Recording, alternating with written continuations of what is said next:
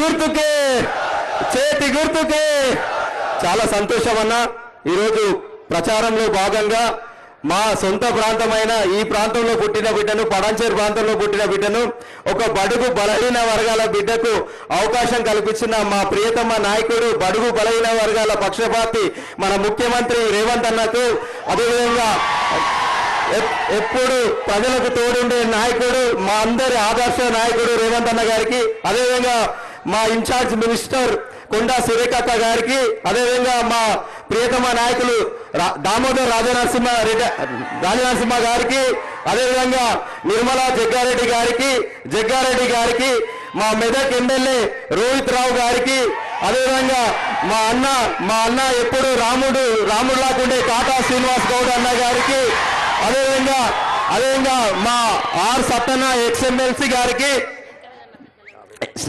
వేదిక మీద ఉన్న పెద్దలందరికీ అదేవిధంగా ఎన్ఎస్యు కార్యకర్తలకు యూత్ కాంగ్రెస్ కార్యకర్తలకు మహిళా కాంగ్రెస్ కార్యకర్తలకు సర్పంచ్లకు జెడ్పీటీసీలకు ఎంపీటీసీలకు కాంగ్రెస్ పార్టీ కార్యకర్తలకు కుటుంబ సభ్యులకు అందరికీ కూడా అక్కలకు చెల్లెళ్లకు మా అన్నలకు మా కాకలకు మా తమ్ముళ్ళకు అందరికీ కూడా పేరున పాదాభివందనాలు తెలియజేస్తున్నా.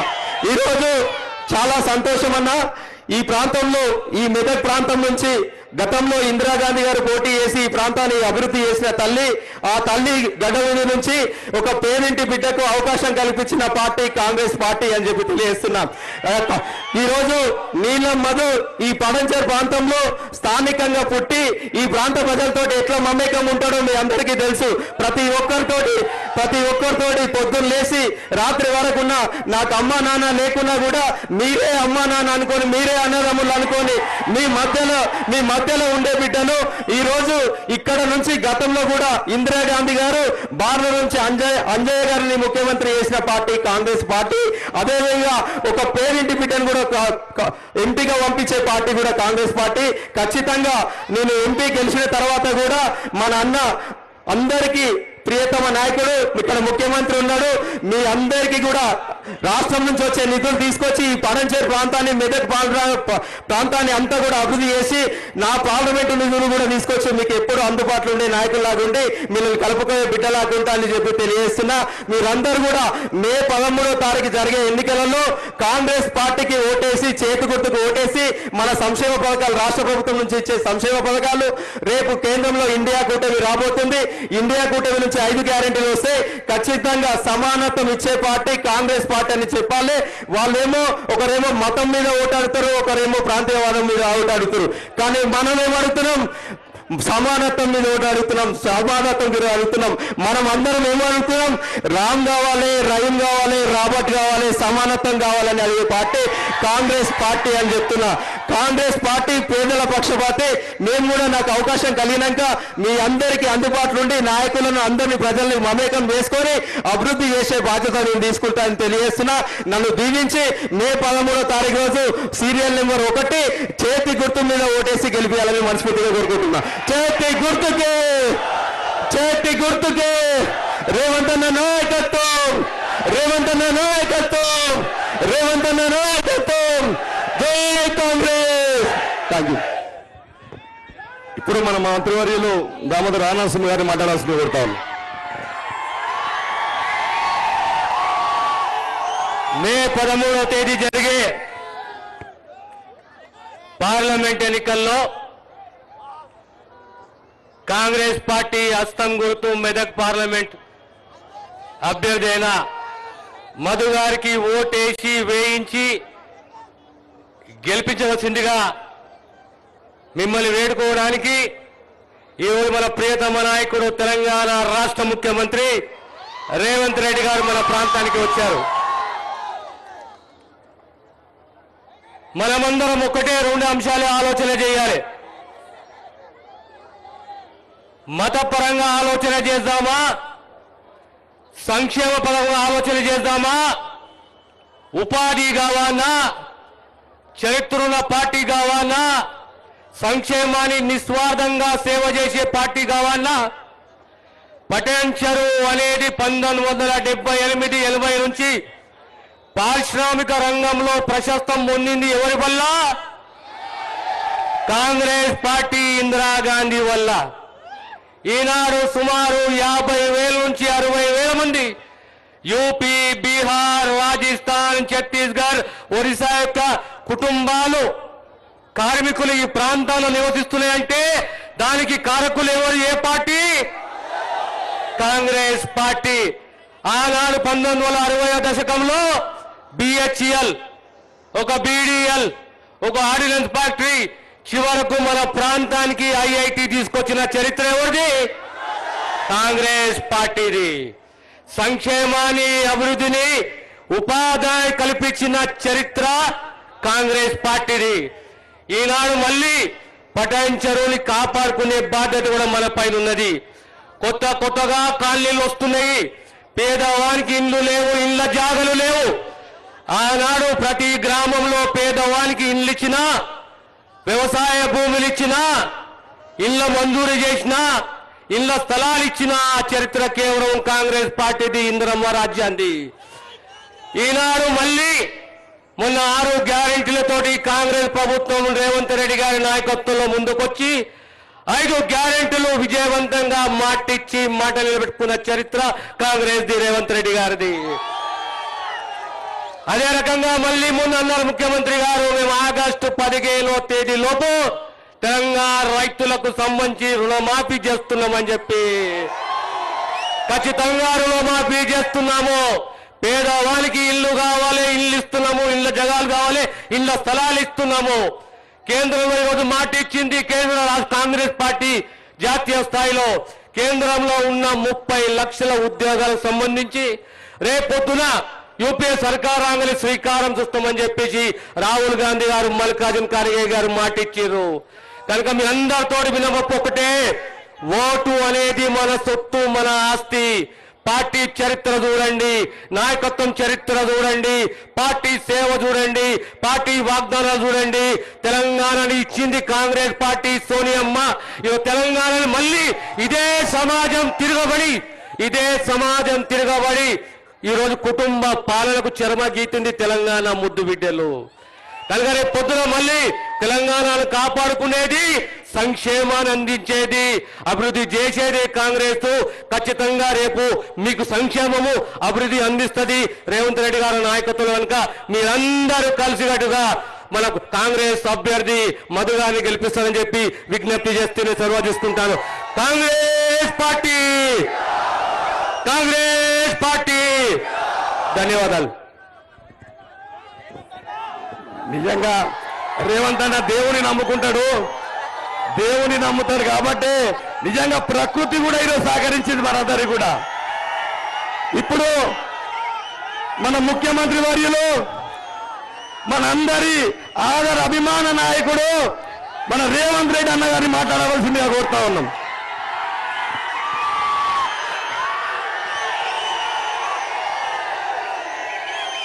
జై కాంగ్రెస్, జై జై కాంగ్రెస్. మిత్రులారా, ఈరోజు శ్రీమతి సోనియా గాంధీ, శ్రీ మల్లికార్జున్ ఖర్గే గారు, శ్రీ రాహుల్ గాంధీ గారు మెదక్ పార్లమెంటు నియోజకవర్గం నుంచి కాంగ్రెస్ పార్టీ అభ్యర్థిగా నీలం మధును ఎన్నికల బరిలో దించితే మీ అభిమాన నాయకుడు కాంగ్రెస్ పార్టీ పటాన్ చెరువు శాసనసభ నియోజకవర్గ ఇన్ఛార్జ్ కాటా శ్రీనివాస్ గౌడ్ నేతృత్వంలో పెద్ద ఎత్తున ఈ సమావేశాన్ని ఏర్పాటు చేసి నీలం మధును ఆశీర్వదించడానికి, కాంగ్రెస్ పార్టీని గెలిపించడానికి వేలాది మంది తరలి వచ్చినందుకు మీకు అందరికీ మనస్ఫూర్తిగా కృతజ్ఞతలు, ధన్యవాదాలు. ఈ కార్యక్రమంలో నిర్మలా జగ్గారెడ్డి గారు, మెదక్ శాసనసభ్యులు మిత్రుడు రోహిత్ రావు గారు, మెదక్ ఉమ్మడి జిల్లా ఇన్ఛార్జ్ మంత్రివర్యులు సోదరిమణి కొండా సురేఖ గారు, మా సోదరుడు నాకు అత్యంత సన్నిహితుడు వైద్య ఆరోగ్య శాఖ మంత్రి దామోదర్ రాజ నరసింహ గారు, అదేవిధంగా మెదక్ జిల్లా నుంచి వచ్చిన కాంగ్రెస్ పార్టీ ముఖ్య నాయకులు, మండల నాయకులు, గ్రామ శాఖ అధ్యక్షులు, ఎంతో డాన్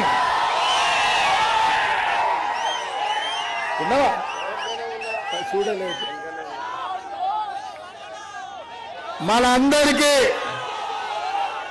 మనందరం అభిమానం చూపించే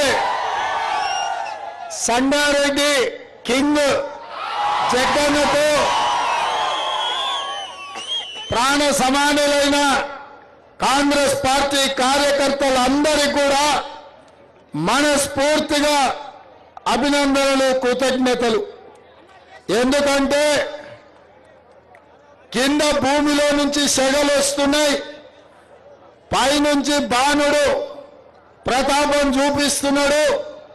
ఎర్రటెండ ఉన్నా వేలాది మంది ఇక్కడ నిలబడి ఇంత గొప్ప కార్యక్రమాన్ని ఏర్పాటు చేసినాక మీ అందరినీ చూసిన తర్వాత పటాన్చెరు శాసనసభ నియోజకవర్గం నుంచి నీలం మధుకు తప్పకుండా 50,000 ఓట్ల మెజారిటీ ఇచ్చి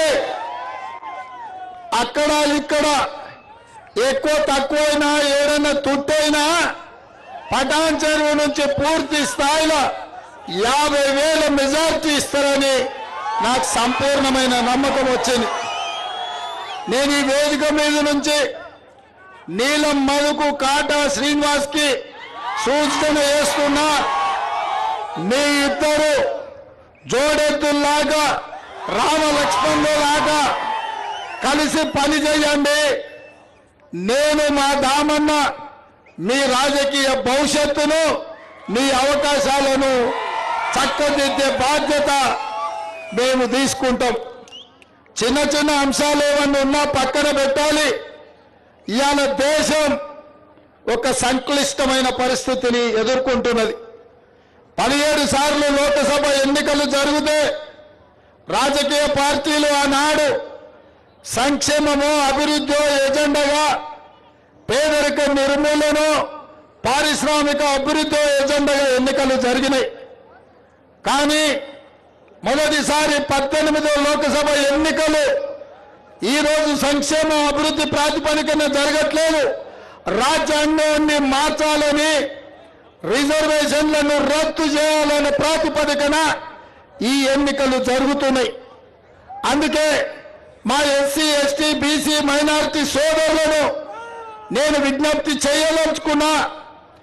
ఆనాడు డాక్టర్ బాబాసాహెబ్ అంబేద్కర్ మనకు ప్రసాదించిన రాజ్యాంగం ద్వారా వచ్చిన రిజర్వేషన్లను, కల్పించిన మానవ హక్కులను, సమానమైన అవకాశాలను ఇవాళ భారతీయ జనతా పార్టీ బీజేపీ ఇవాళ రద్దు చేయాలని కుట్ర చేస్తున్నది. ఇదే కాదు, మతాల మధ్యన, భాషల మధ్యన, ప్రాంతాల మధ్యన, మనుషుల మధ్యన, మన మధ్యన చిచ్చు పెట్టి మనం కత్తులతోని పొడుచుకునే ప్రణాళికలు బీజేపీ రచిస్తుంది. ఇది ఏమాత్రం కూడా మన ప్రాంతానికి మంచిది కాదు. ఇవాళ పెద్దలు దామోదర్ రాజనరసింహ చెప్పినట్టు ఆనాడు మెదక్ పార్లమెంటు నుంచి శ్రీమతి ఇందిరాగాంధీ గారు ప్రాతినిధ్యం వహించి ఈ దేశ ప్రధానమంత్రిగా ఈ ప్రాంతంలో పటాన్చెరు పారిశ్రామిక వాడను, బిహెచ్ఎల్, బీడీఎల్, అదేవిధంగా ఇక్కడ ఉండే ఆర్డినెన్స్ ఫ్యాక్టరీలు, ఇక్రిసైడ్ సంస్థలు, ఈ ప్రాంతంలో వేలాది చిన్నవి పెద్దవి పరిశ్రమలు వచ్చి దేశంలో నలుమూలల నుంచి, విదేశాల నుంచి, బీహార్, ఉత్తరప్రదేశ్, రాజస్థాన్ లాంటి ప్రాంతాల నుంచి కూడా వేలాది మంది ఇక్కడికి వచ్చి ఉద్యోగ ఉపాధి అవకాశాలు పొందుతుంటే మా మెదక్ జిల్లా ప్రజలు, మా పటాన్చెరు సోదరులు అక్కున చేర్చుకొని కడుపులో పెట్టుకొని చూసుకున్నారు. ఇవాళ ఈ పటాన్చెరు ప్రాంతం ఒక మినీ ఇండియా. భారతదేశంలో ఎన్ని భాషలు ఉన్నాయో, ఎన్ని కులాలు ఉన్నాయో ఎన్ని మతాలు ఉన్నాయో ఇవాళ పటాన్ చెరువులో ఎత్తుకుతే ప్రతి ఒక్కరు దొరుకుతారు. కానీ కులాలకు మతాలకు ప్రాంతాలకు భాషలకు అతీతంగా సోదరులలాగా కలిసిమెలిసి ఉండి దేశానికే ఉత్పత్తిని అందించే పారిశ్రామిక వాడగా ఇవాళ పటాన్ చెరువుకు పేరు వచ్చింది. మా మిత్రుడు శ్రీనివాస్ ఇక్కడ మౌలిక వసతులు లేవు, మిషన్ భగీరథలో తాగడానికి నీళ్లు రాలేదు, కొత్త కాలనీలు కొత్త ప్రాంతాలు వస్తున్నాయి. ప్రత్యేకమైన ప్రేమ చూపించి ఈ ప్రాంతాన్ని అభివృద్ధి చేయాలని శ్రీనివాస్ అంటున్నాడు. కానీ నేను మా కార్యకర్తలకు మాట చెప్పదలుచుకున్నా, మొన్న శ్రీనివాస్ని ఎమ్మెల్యేగా గెలిపించుంటే ఈ బాధలు తప్పేటివి, ఈ ప్రాంతానికి నిధుల వరద పారేది. కానీ మన ప్రత్యేకమైన పరిస్థితుల్లో అది జరగకపోయినా కాంగ్రెస్ పార్టీ పక్షాన పటాన్ చెరువు ఎమ్మెల్యే అంటే కాట శ్రీనివాస్ గౌడే అని నేను చెప్పదలుచుకున్నా. కానీ ఇవాళ చట్టసభల్లో మీ సమస్యలు మాట్లాడాలన్నా, కేంద్ర ప్రభుత్వం నుంచి నిధులు తేవాలన్నా, మీ ప్రాంతానికి గోదావరి జలాలు రావాలన్నా, మీ ప్రాంతానికి మెట్రో రైళ్లు తేవాలన్నా ఢిల్లీలో కూడా మనం పని చేయాల్సిన అవసరం ఉంది. ఇదే కాదు, మా మాదిగ సోదరుల ఏబిసిడి వర్గీకరణ కేసు సుప్రీంకోర్టులో ఉన్నది. దాన్ని ప్రత్యేకంగా పెద్దలు దామోదర్ రాజు నరసింహ గారు పర్యవేక్షిస్తున్నారు. మరి ఆ వర్గీకరణకు సంబంధించి ఢిల్లీలో ఉరుకు అని అంటే ఉరకనికే మనకు నీళ్ల మధు ఢిల్లీలో ఉండాలి. ఇదే కాదు, మా ముదిరాజ్ సోదరులు బీసీ డి గ్రూప్ నుంచి బీసీ ఏ గ్రూప్ లోకి మారాలన్నా ఆ కేసు కూడా సుప్రీంకోర్టులో ఉంది. మరి న్యాయవాదుల దగ్గరికి పోవాలన్నా, సుప్రీంకోర్టులో బలమైన వాదన వినిపించాలన్నా నీల మధు ఢిల్లీలో ఉండాల్సిన అవసరం ఉన్నది మిత్రులారా. అందుకే ఇవాళ ఈ ప్రాంతం ఆనాడు ఇందిరాగాంధీ గారు ఉన్నప్పుడు ఏ అభివృద్ధి అయితే జరిగిందో డాక్టర్ వైఎస్ రాజశేఖర రెడ్డి గారు, పెద్దలు దామోదర్ రాజు నరసింహ గారు 2004 నుంచి 2014 వరకు 10 సంవత్సరాలు ఈ ప్రాంతాన్ని ఎట్లా అభివృద్ధి చేసిరో మళ్ళీ 2024 నుంచి 2034 వరకు మళ్ళీ వారు నేను ఆనాడు వైఎస్ఆర్ దామోదర్ రాజు నరసింహ గారు ఏ విధంగా అయితే ఉమ్మడి జిల్లా మెదక్ అభివృద్ధి కోసం పనిచేసిండ్రో ఇవాళ నేను పెద్దలు దామోదర్ రాజు నరసింహ గారు అదే రకమైన అభివృద్ధిని ముందుకు తీసుకువెళ్తామని చెప్పి నేను మీకు అందరికి విజ్ఞప్తి చేస్తున్నా. అందుకే మిత్రులారా, గత 25 సంవత్సరాల నుంచి నరేంద్ర బైసాప్ నుంచి మొదలు పెడితే మొన్నటి కొత్త ప్రభాకర్ రెడ్డి వరకు ఈ ప్రాంతంలో బీజేపీ వాళ్ళు బీఆర్ఎస్ వాళ్ళు ఎంపీగా ఉన్నారు. ఏమి జరిగిందో మీరు చూసిండ్రు, ఎంత అన్యాయం చేసిండ్రో మీ కళ్ళ ముందర ఉన్నది. అందుకే ఇవాళ నిలబడ్డ అభ్యర్థులు కూడా ఎవరో కొత్త వాళ్ళు కాదు.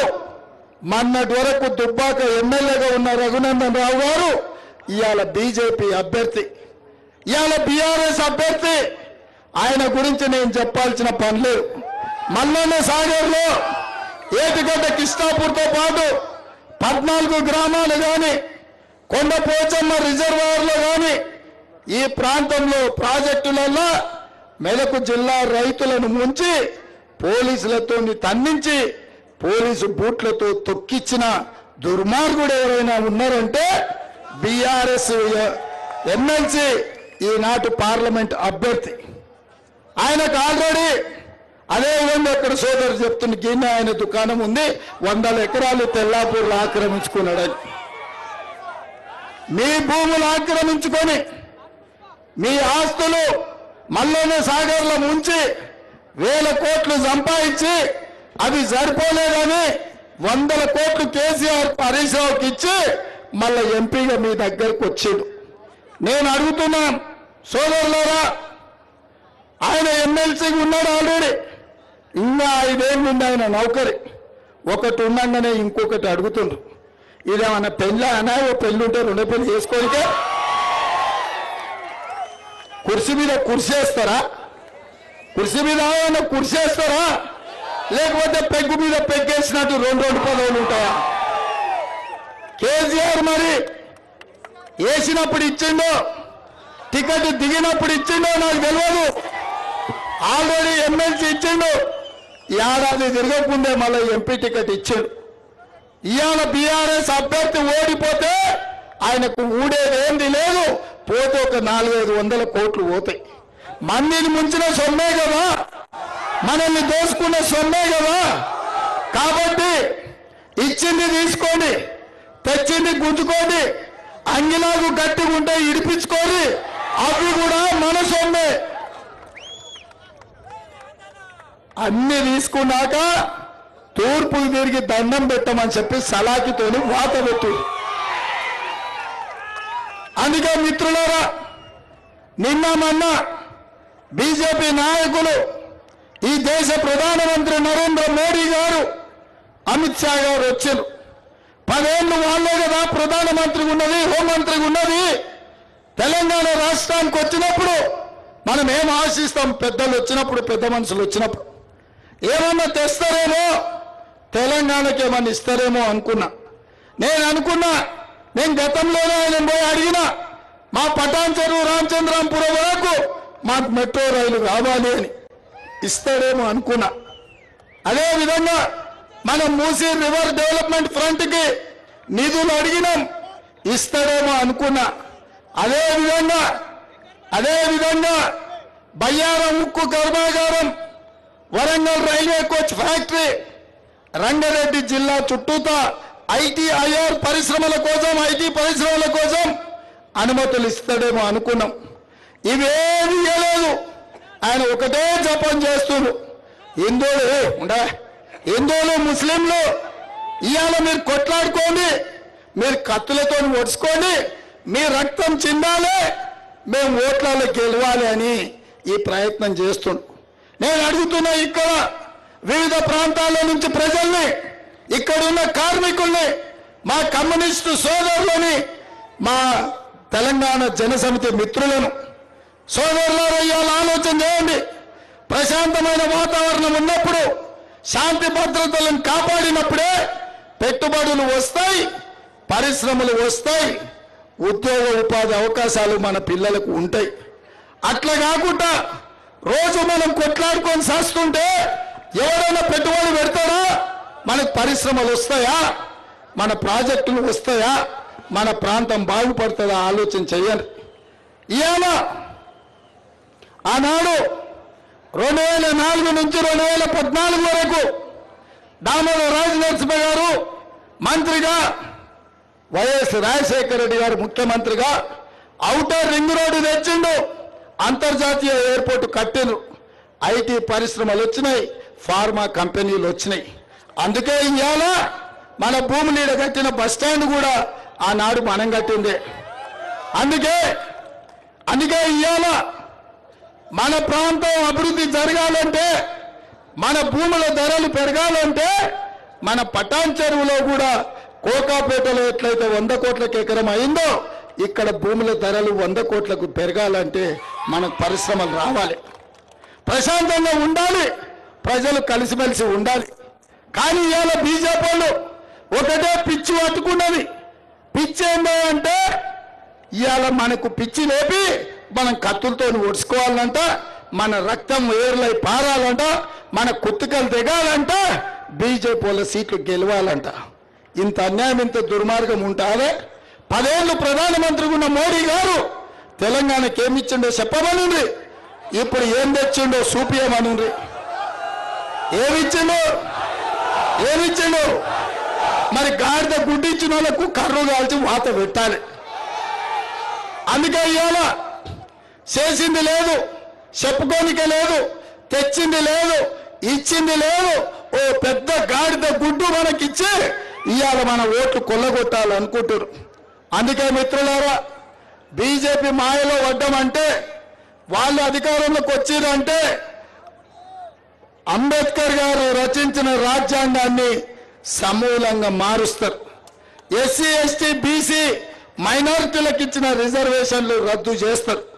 ఇక ఇప్పుడు మీరు ఆలోచన చేయండి, ఏమి ఇవ్వకపోయినా పర్వాలేదు, కానీ తరతరాలుగా మనకు ఎస్సీ ఎస్టీ బీసీ రిజర్వేషన్లతోని మన పిల్లలు డాక్టర్లు, లాయర్లు, ఇంజనీర్లు, ఐఏఎస్లు, ఐపీఎస్లు అవ్వడమే కాదు, దామన్న లాంటి వాళ్ళు ఇవాళ ఎమ్మెల్యేలుగా, మంత్రులుగా, ఇవాళ ఒక బలహీన వర్గాల బిడ్డ నీల మధును ఇవాళ మెదక్ పార్లమెంట్ టికెట్ ఇచ్చినాం. కాట శ్రీనివాస్ గౌడ్ను ఇవాళ ఎమ్మెల్యే టికెట్ ఇచ్చినాం. అక్క సోదరిమణి కొండ సురేఖమ్మను మంత్రిని చేసినాం. మా ఒడ్డేరు సోదరుడు జర్రిపేట జైపాలీడు ఉన్నాడు, ఆయనను కూడా మా ఒడ్డేరు సోదరుణ్ణి కార్పొరేషన్ చైర్మన్ చేసినాం. మా అక్క మా నిర్మలమ్మ ఆమెను కార్పొరేషన్ చైర్మన్ చేసినాం. ఇక మా జగ్గారెడ్డి గారు అయితే నా పదవంతా ఆయన్ని నడుపుతుండు. వారే ముఖ్యమంత్రి కార్యాలయం మొత్తం పెత్తనం ఆయనదే, నాదేంది లేదు. రబ్బర్ స్టాంప్ నేను గుద్దమన్న దగ్గర గుద్దుతున్నా, సంతకం పెట్టమన్న దగ్గర పెడుతున్నా. మొత్తం నడుస్తున్నదే మీది, మనోళ్ళది, పేదోళ్ళది, పేదలకు అండగా ఉండేటోళ్ళు. మరి ఇట్లా అందరినీ కలుపుకపోయే మన ప్రభుత్వం, పేదలకు అండగా ఉండే కాంగ్రెస్ పార్టీ ఇవాళ ఇందిరమ్మ గెలిచిన మెదక్ నుంచి, ఒక బలహీన వర్గాల నుంచి నీల మధుని ఇవాళ ఎన్నికల్లో దించిన. ఆనాడు మా జగన్న చెప్తున్నాడు, ఇందిరమ్మ ఉన్నప్పుడు కీర్తిశేషులు బాగారెడ్డి, మాజీ స్పీకర్ రామచంద్రారెడ్డి గారు ఈ ప్రాంతానికి పరిశ్రమలు తెచ్చిండని. మరి నేను అడుగుతున్నా, ఇవన్నీ కూడా కాంగ్రెస్ హయాంలో జరిగిన అభివృద్ధి కదా. ఇవాళ అందుకే కాంగ్రెస్ అండగా నిలబడండి. ఈ దేశంలో అభివృద్ధి జరగాలి, పరిశ్రమలు రావాలి, పిల్లలకు ఉద్యోగాలు రావాలి, ఎస్సీ ఎస్టీ బీసీ రిజర్వేషన్లు ఉండాలి, రాజ్యాంగం రద్దు కాకూడదు అంటే కాంగ్రెస్ పార్టీ గెలవాలి. నీల మధుకు అండగా నిలబడండి. మీరందరూ కాంగ్రెస్ కు అండగా ఉంటామని మీరందరూ మాట ఇస్తున్నారు కదా. పటాన్చెరు అసెంబ్లీ నుంచి 50,000 మెజార్టీ ఇస్తారు కదా, ఇస్తారా? 50,000 ఇస్తారు కదా, ఇస్తారు కదా, ఇస్తారు కదా. 50,000 పటాన్చెరు 1,00,000 ఓట్లతో మెదక్ పార్లమెంటు నీల మధు గెలవాలి. నేను 1,00,000 అంటే మీరు పక్కా అనాలి, ఓకేనా? రెడీ రెడీ 1,00,000 1,00,000 1,00,000 1,00,000 1,00,000 1,00,000 1,00,000 1,00,000 1,00,000 1,00,000 1,00,000 1,00,000 1,00,000 జై కాంగ్రెస్, జై జై కాంగ్రెస్. హస్తం గుర్తుకే, హస్తం గుర్తుకే. ధన్యవాదాలు సోదరులారా. ప్రియాంక గాంధీ గారు కామారెడ్డికి వస్తున్నారు 2 గంటలకు. ఈడున్న కాంగ్రెస్ పార్టీ కార్యకర్తలు కామారెడ్డి దగ్గరికి రాండి. శంకర్పల్లి రోడ్ అండ్ షోలో మధు చెప్తున్నాడు, 50,000 ఇవ్వండి, మేమన్నీ మంజూరు చేస్తాం.